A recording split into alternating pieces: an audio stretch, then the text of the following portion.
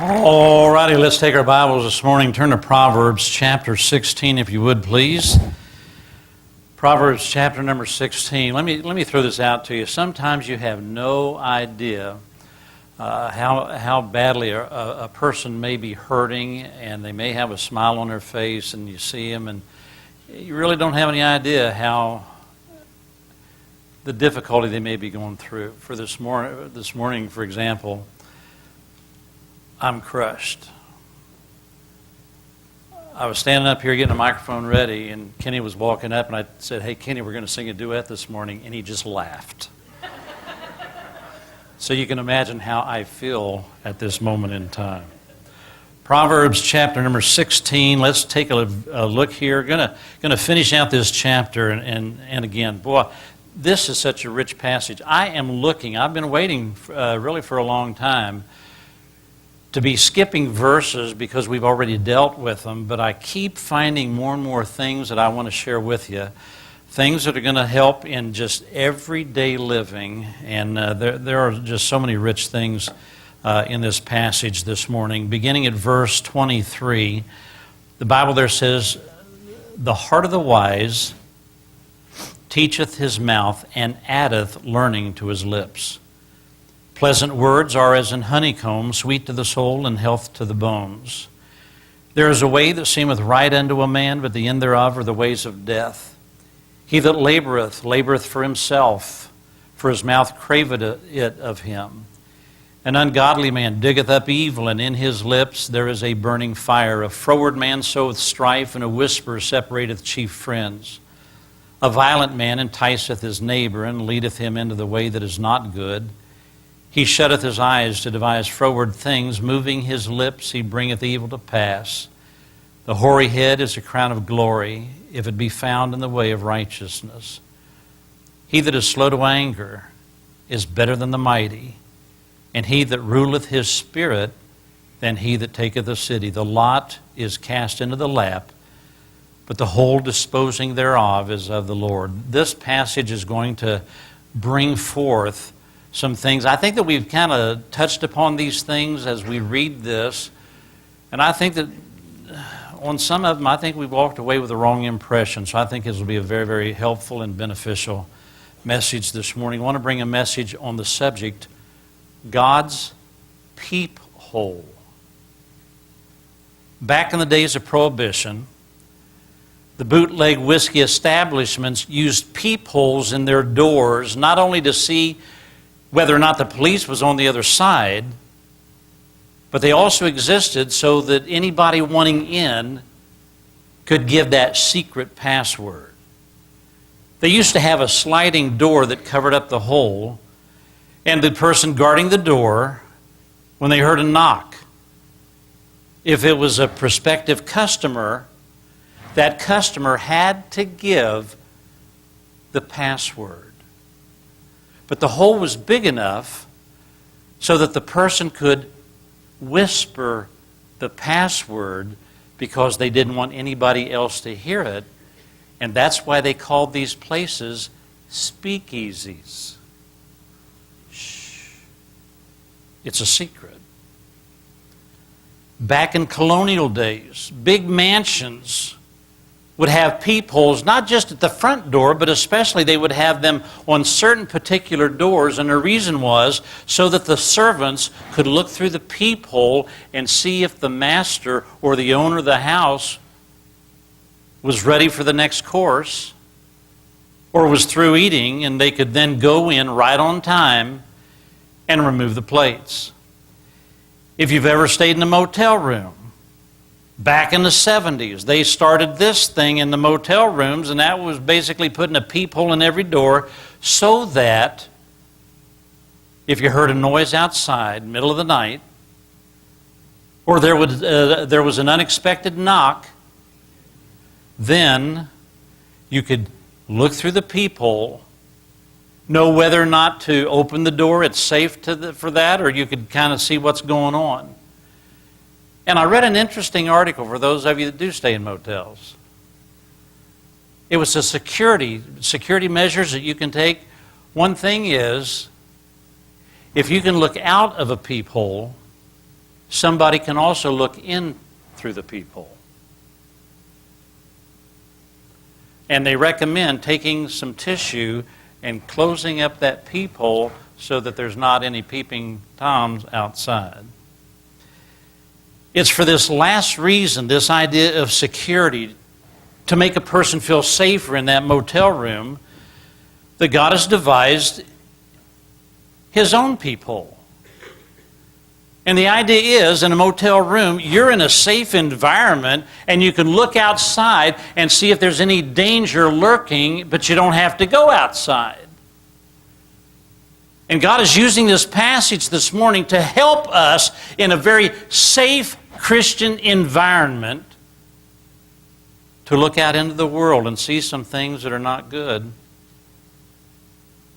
things that could hurt us, but we don't have to go out there and experience it to learn from that. It is for this reason that we're going to take a look at some very, very important things. These are some safety measures on a spiritual level so that we can understand what's expected, what might happen, things to avoid, things to embrace. Verse number 23, first thing this morning is this. Circle the word addeth as we come to this. First thing this morning is this. Learning is a lifetime experience. The heart of the wise teacheth his mouth. You know what that means? It doesn't come naturally. Whatever comes out of the mouth, you have to train it. Teacheth his mouth and addeth learning to his lips. Before inviting us over to that spiritual door that separates us from the lost people, the Holy Spirit is first wanting to give us kind of a brief pep talk about those things that He's about to reveal. And the topic of that pep talk is that you need to be ready to learn because you're never too old to learn something new and valuable. That's the reason we're supposed to add learning to our lips. What is this primary thing that the Holy Spirit is starting out with in this? It's a class called Bridling Our Mouth 101. A wise person will first get saved, and right after they get their future cared for, that's when they're supposed to start getting their current, present life back on track. And the best way to do that is to begin learning how to control our words and teach our lips that there is a time to speak and there's also a time to refrain from speaking. In other words, wisdom is knowing when to shut up. Chris Crago was from New York, got into a bar fight. He knew that, boy, he was about to be arrested, so he decided to beat feet. He went to another state. When he didn't show up for a court appearance, the officials started looking for him, and they discovered, in fact, where he was. Well, how in the world could a guy just disappear and they find him so quickly? It was called Facebook, because he put things about himself on his Facebook account. He had posted that he was now living in Terre Haute, put on Facebook where he worked. He even put his work schedule on it. That made it easy. But not only that, he also posted on his Facebook account his wanted poster that was on the back page of his hometown newspaper. 20-year-old Michael Jenkins was from Kentucky, and he had the bright idea of siphoning gas out of a local police cruiser during the daytime. And he had somebody take a picture of him doing it. And then he posted that on Facebook, and in a town of 2,000, word spread rather quickly, and he was kind of shocked that he got arrested for theft. Now, as dumb as those people sound to you and I, God is listening to what's coming out of our mouths. And He's looking at us Like we're looking at those two idiots that I just mentioned. And he's kind of wondering to himself, when are these people going to learn? Why don't they learn how to quiet down? The truth is, a lot of us are very slow learners. And if you want to save yourself a lot of heartaches in life, learn how to teach your lips. Again, I'm saying they have to be trained. You have to teach them. Teach your lips when to speak and when to keep quiet. Verse number 24. Circle the word health. Second thing this morning is being nice pays dividends. Pleasant words are as an honeycomb, sweet to the soul and health to the bones. You've heard the old saying that a dog is man's best friend. That's been around a long time, but the evidence keeps piling up as more and more scientific studies are accumulated, that there's a lot more accuracy to that statement than people imagined. Listen to these proofs of how owning a dog can physically improve your health. Number one, studies have linked dog ownership to lower blood pressure, reduced cholesterol, and fewer heart attacks.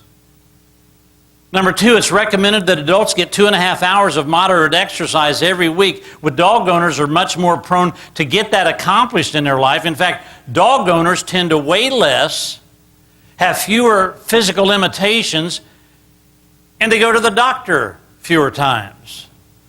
On the average, dog owners lost 14 pounds per year than non-dog owners. I don't know, maybe they're eating some dog food or something. I haven't quite figured that out yet.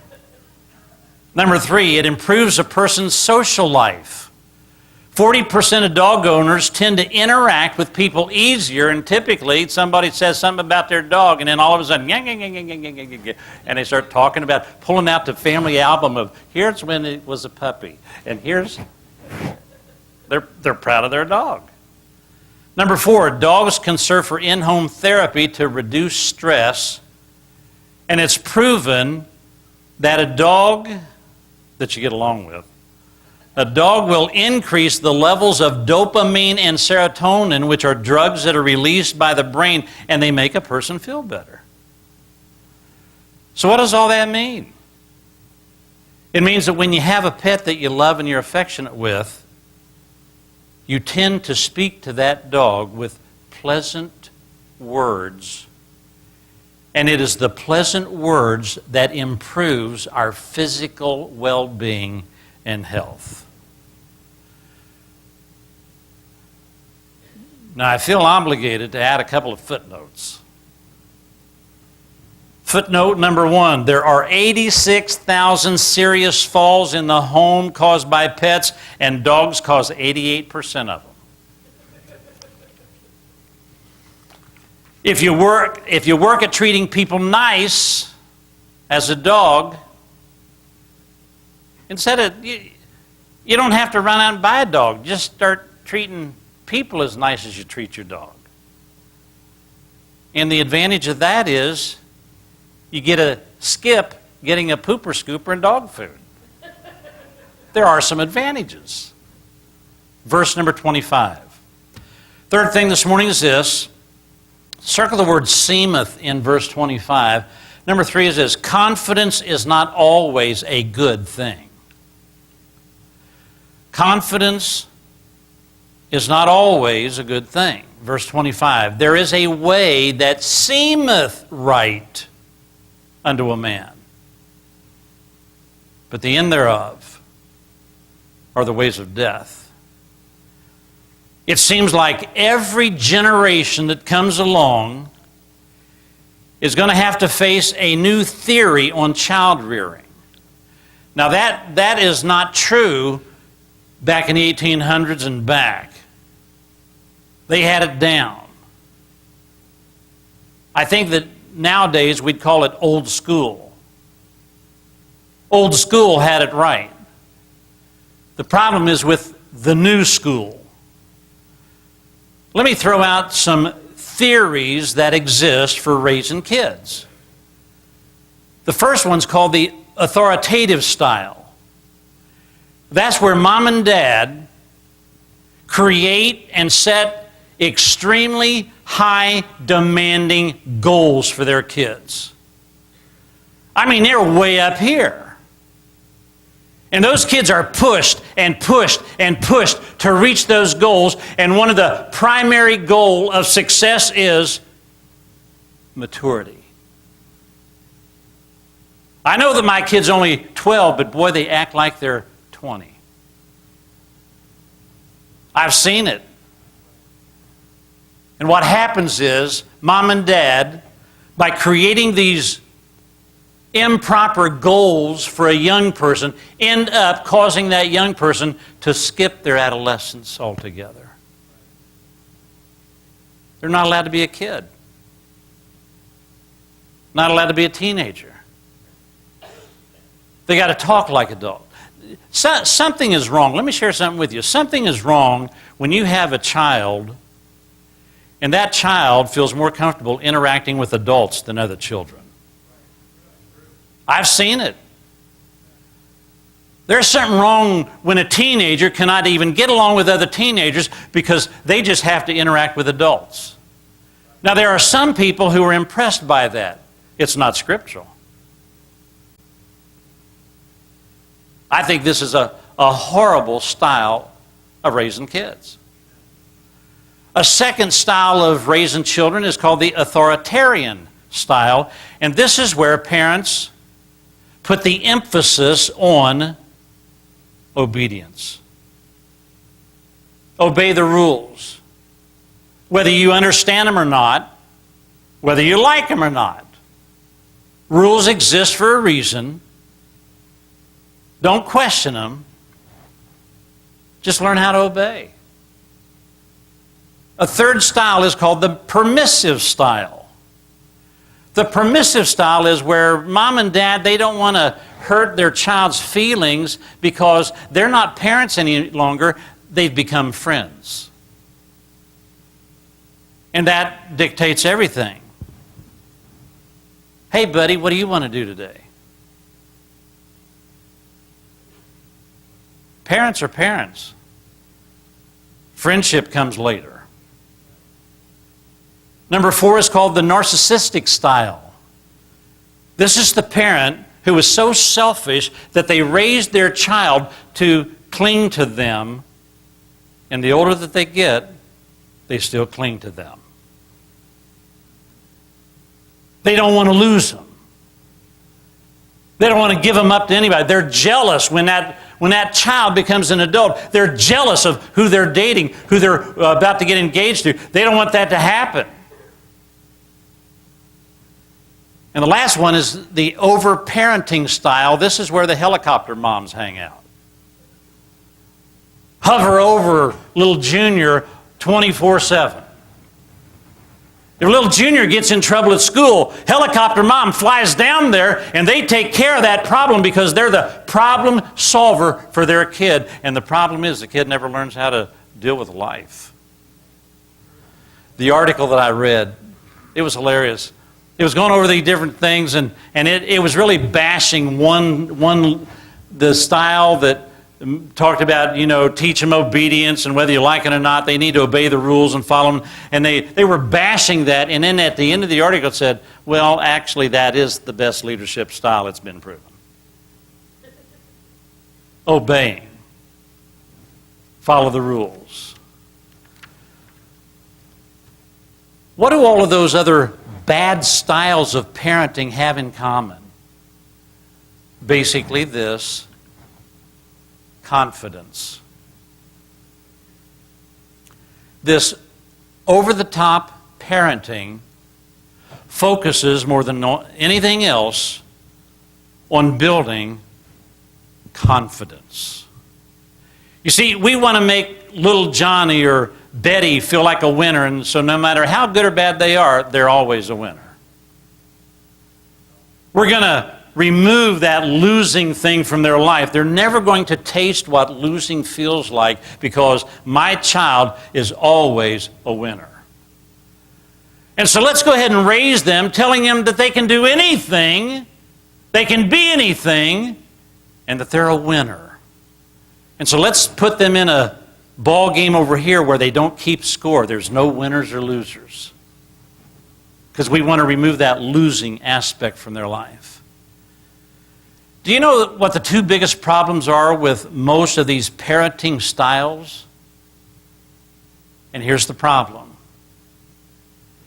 They make the child the center of the universe. And everything in that home revolves around that child.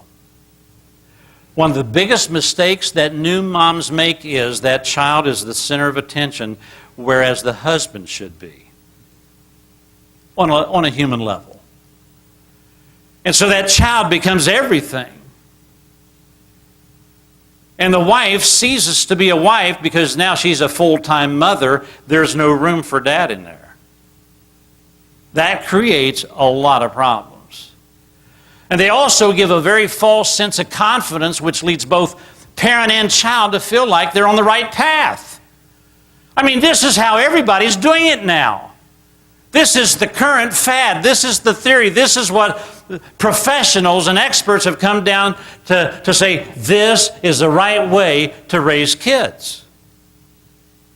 And what they're on is they're on a path of child rearing that seems to be right. And the problem is there's going to come up a new generation of messed up kids. In 2009, a survey was conducted of over 500 human resource managers. And they asked these managers,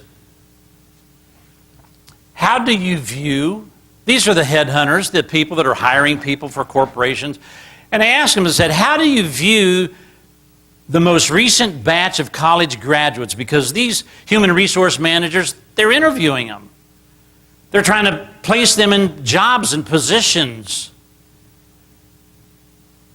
The one word used by the vast majority of these individuals dealing with the current batch of college graduates, they described these graduates with one word: entitled. They feel like the world owes them. They feel like they're entitled to a big paying job and they don't even have any experience. This generation wants respect while they have not done anything to earn that respect.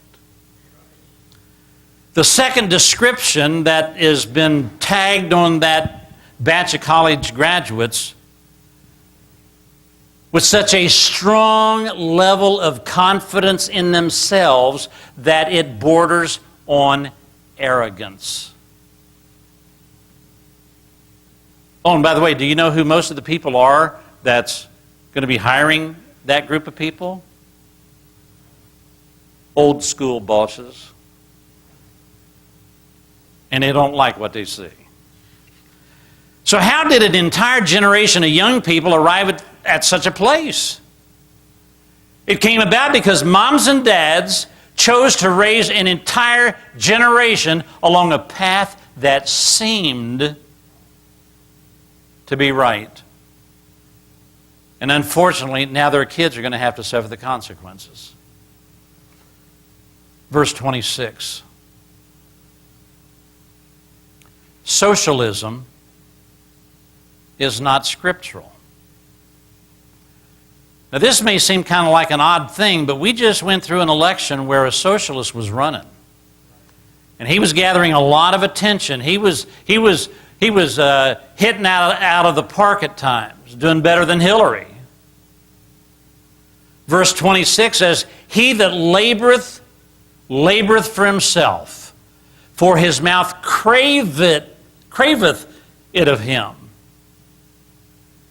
This verse is simply pointing to the reality that inside of us, all of us, lurks a question. What's in it for me? What do I get out of this? Whenever we're faced with a situation, there's a decision that needs to be made, we constantly ask ourselves, what do I get out of it? Why should I do this? I'm not getting anything out of it. Is that a bad question? Not necessarily. Because let me ask you this. Why did you get saved? Did you get saved so that God would get glory from your life? Or were you looking at this salvation decision and thinking to yourself, what do I get out of it? Oh, I don't have to go to hell. I'm better off getting saved. It's a legitimate question. There's nothing wrong with it at all, actually. Solomon is not pointing to something bad. He is simply pointing to the reality in this world. And by realizing this, we can better understand why communism failed in the Soviet Union and why socialism and Bernie Sanders are quite popular here. Communism does not allow the individual to work for himself. You work for the community. You work for the good of the group. You put in a full day's work, and whatever you get paid, now you got to split it up and share it with everybody. That's what communism was. That's what socialism is. Think back to the election cycle that we're all glad is over. Did you ever wonder what in the world is the huge appeal of Bernie Sanders? And the thing is, the biggest group that was going after him were the younger adults. Why was that?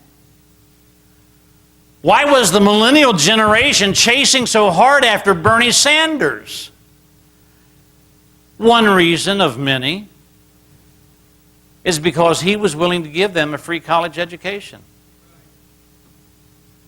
Well, yeah, that's what I need. Man, I don't want to have a bunch of student debt. I don't want to have to get student loans. I don't want to have to work 2 jobs. I'd like to just have somebody, have Uncle Sam just write me a check, pay my college, and I'll be able to graduate and make big bucks. Bernie never got around to telling us, though, who's going to pay for this. Because the college professors are not volunteering their time. Who's going to pay for it? All he was throwing out to this nation, and it really it grabbed hold, and though he was cheated out of the situation, it caught hold is the problem. In every election cycle, whatever that was, it catches a greater grip and a greater grip and a greater grip until one time it's there. Socialism is nothing more than a free ride for one group at the expense of another group.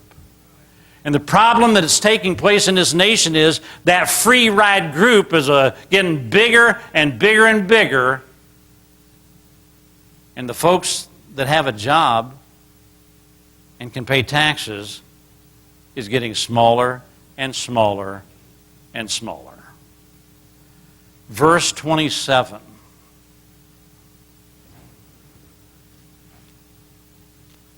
Number 5 is this. Evil is always present and always will be. Evil is always present and it's always busy. Verse 27. Notice the types of individuals that are found just within this passage. An ungodly man diggeth up evil, and in his lips there is as a burning fire. A froward man soweth strife, and a whisperer separateth chief friends. A violent man enticeth his neighbor and leadeth him into the way that is not good. He shutteth his eyes to devise froward things. Moving his lips, he bringeth evil to pass. From the safety of our church, from the safety of your Christian life, God allows us to look through this peephole to see some of the kinds of people that are in this world. These are the kind of people you don't want to do business with. These are the kind of people you don't want to get close to. These are the kind of people that will hurt you. They'll stab you in the back. They'll slit your throat. They'll do whatever they can for the simple pleasure of having the power to do so. They're constantly digging into the lives of others for dirt. And once they find it, then they throw it into the gossip mill, and they use their lips that are just on fire. Can't wait to disperse that dirt that they found. They're always looking for ways to create turmoil and division, and they'll engage in whispering campaigns to try to break up long-standing friendships. They'll deliberately take advantage of people and relationships alike just to be able to line their own pockets. And after having spent all day just creating a mess, then they shut their eyes so that they don't feel guilty about that which they've done. Well, preacher, when will it be safe to get close to them? You were not paying attention if you're asking that question. Because even when the Lord comes back, they are still in existence during His 1,000-year reign. These are the God haters, the church haters, the rebels who want nothing to do with rules, God, church, anything else. These are the people that will become involved in scamming you, lying to you, lying about you, or taking advantage of you. And on these people right here, there is no expiration date. They will be around until the great white throne judgment and all of the bad guys are shut down. Verse 31. Age does not always produce wisdom. It says here, the hoary head is a crown of glory, if it be found in the way of righteousness. Now, what we do, especially if you're older, what we do is we'll read that verse, and the emphasis of that verse is the hoary or the gray head, pointing to age. For us, that's the emphasis. For God, it's not. The Holy Spirit is putting the emphasis on the word if. If it be found in the way of righteousness. One of the greatest frustrations that older people have is that they have so much experience in their lives that could help people. They would love to be able to offer advice. They'd love to be able to help somebody to avoid the pitfalls. And they have all this experience that they would love to share with somebody, but nobody's asking the questions. They have all of these answers. Nobody's tapping in to that experience. Unfortunately, the natural assumption is growing old also produces wisdom, and nothing could be further than the truth. And folks, it's kind of an unpleasant, ugly truth, but it is truth. You show me a rebellious teenager at 60 years, and I'll show you a rebellious 70-some-year-old person. They're out there. You take a selfish 25-year-old, add 50 years, and now you got a 75-year-old person who's selfish. I've visited enough older people in nursing homes to know that there are some old rascals out there. I mean, they'll just tell you where to get off. Take that Bible, I don't want it, and I've met them. Solomon is not telling us here that every silver-haired senior citizen is full of wisdom and needs to be asked for advice. What he's saying is, for an older person to be of value to God and to other people, they have to have a godly lifestyle and spirituality to back it up. When they have that, then God is able to get glory from that experience, glory from that advice, and glory from that long life. Verse 32. Number 7 this morning, conquering self is greater than conquering others. He that is slow to anger is better than the mighty, and he that ruleth his spirit than he that taketh a city. This probably more than any other thing we've looked at this morning is such a huge contradiction as far as how the world sees things. Do you know who the heroes of our nation are? They're always people who have conquered something. They might be generals.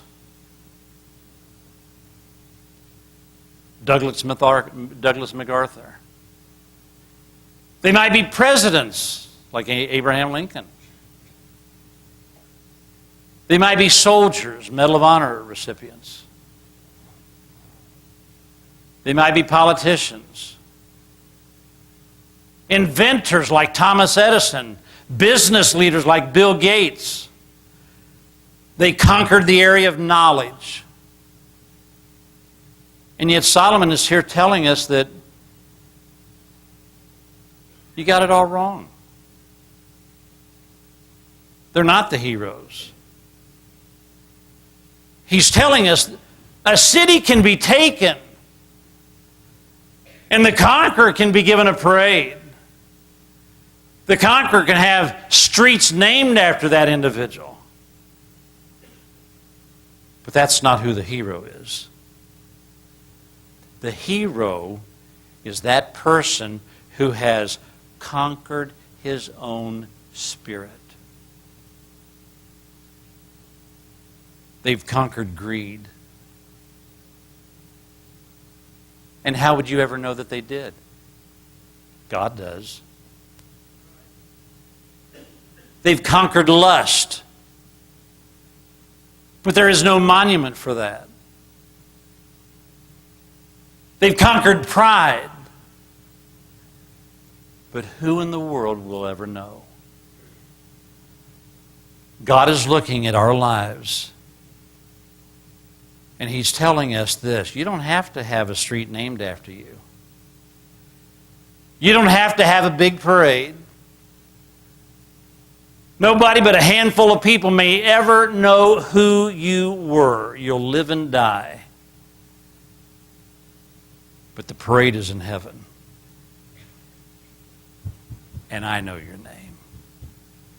And that person that has spent their life conquering the flesh, conquering evil thoughts, conquering their tongue, conquering this area and that area, that is the person who is the greatest in this world. Why is conquering our spirit greater than winning a famous battle? The reason is because conquering our spirit is far more difficult. Verse 33.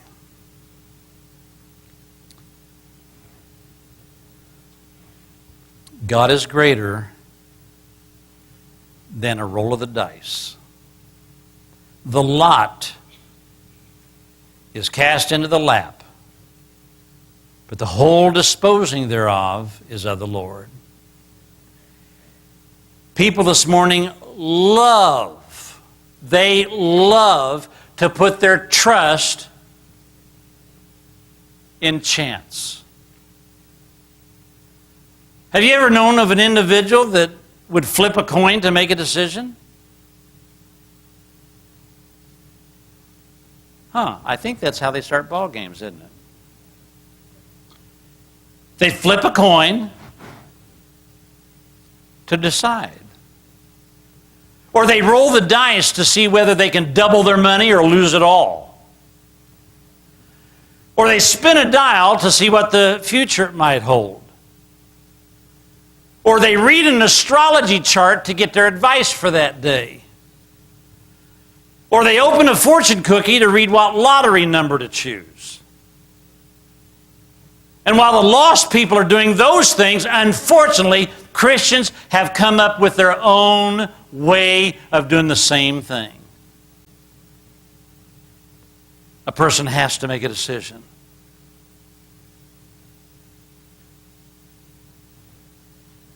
They won't roll the dice. They'll just flip pages of the Bible. Point to it. If the verse doesn't fit, they move on. Flip it again. If the verse doesn't work, close it, flip it again. If they read a verse and, I don't like that, they'll close it and they'll keep on doing it until they find a verse that fits what they want to do. Beware of, this one verse in the Bible, this is what I'm basing that decision on. It makes me wonder, did you flip that thing and point? Is that how you got it? Flipping and pointing. Then they'll memorize that one verse and they'll carry it to the grave because God told me to do that. You know what? I doubt that.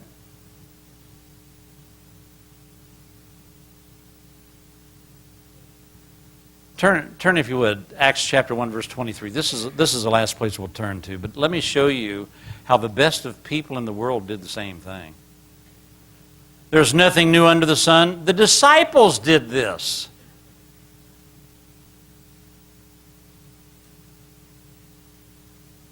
Acts chapter 1, verse 23. Now here's the background.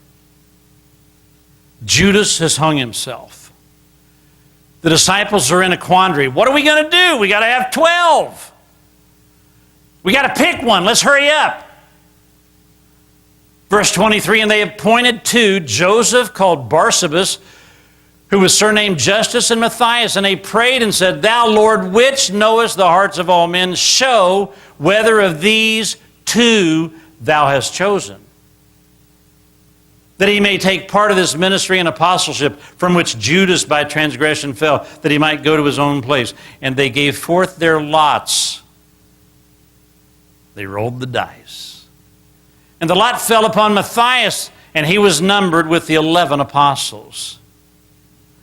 Now, we've read this countless times, I'm sure.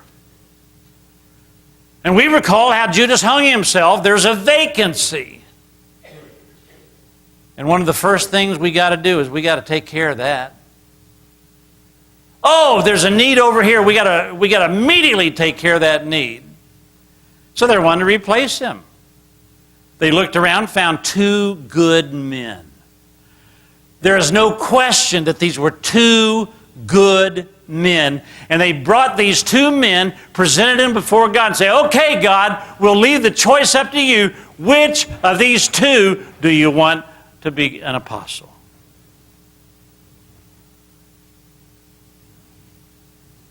And they rolled the dice. Matthias won. He is apostle number 12. And God is looking at the whole thing saying, what about the Saul of Tarsus? I know he's not saved yet, but I'm going to save him. In fact, I'm going to have him go down and watch Stephen, the deacon, get stoned to death. That's going to shake his whole world. I'm going to get him saved. I'm going to turn him into a totally different man. And you know what? You guys can go ahead and choose who you want. Paul is the apostle to the Gentiles.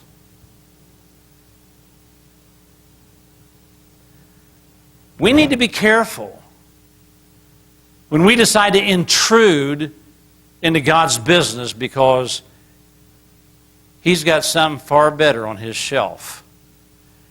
And sometimes it just takes a while for Him to reach up and grab it. That is exactly what Solomon is here saying. We can run around and come up with all sorts of plans that are ours. And if we've been saved long enough, we can even take the Bible and use it to make it real spiritual looking. But the bottom line is that God is going to get His way regardless. Oh, you guys chose Matthias? Okay, that's good for you. But I'm still choosing Paul. And so we can run down all the rabbit trails we want to, and we can chase all the dead ends we care to. God's going to come out on top.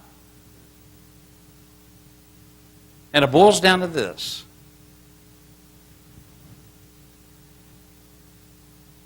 We can go with Him or without Him, but He is going to accomplish His will. We can get in on the good deal and share in that spiritual wealth by being His partner, or we can jump the gun, take a way which seems right to us, and miss out on it altogether. God's preference is, why don't you wait on me? I'll come along when I'm ready. We're anxious, sometimes fearful, and God says, take a deep breath, take a seat, and wait on me. Let's bow for prayer. Father, bless your people this morning. And dear Lord, I pray that you'd help us to see the fact that you are allowing us to see what in the world is going on out there. But your desire is not that we become personally involved. Aware, yes. Involved, no. And so we ask, would you please bless each and every individual this morning, give us wisdom, help us to shape our lives in such a way that you're pleased every day of our living. Our heads are bowed and our eyes are closed.